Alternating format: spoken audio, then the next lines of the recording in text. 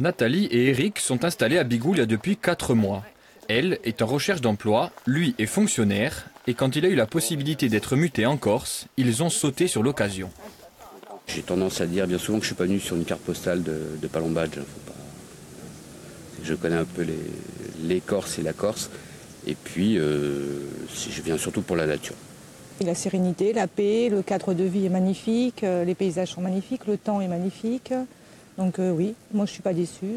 Après le sud de Bastia, direction le nord, à Sisco exactement. Gisèle et Gilbert y sont propriétaires d'une maison depuis 2012.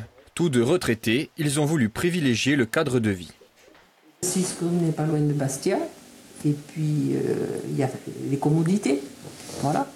C'est un coin vraiment agréable et donc je préfère être ici. Pourquoi? Parce qu'il y a la tranquillité, alors qu'en ville on ne peut pas se garer, etc. Sur ces 5 dernières années, la Corse est la championne de France de la croissance démographique. Entre 2010 et 2016, la population de l'île a augmenté de 5,1% contre 2,2% seulement en France continentale. Le solde naturel, c'est-à-dire le différentiel entre les naissances et les décès, est lui nul en Corse, alors qu'il est positif sur le continent. C'est donc exclusivement le solde migratoire qui est le moteur de la démographie insulaire, avec des arrivées concentrées en périphérie des villes.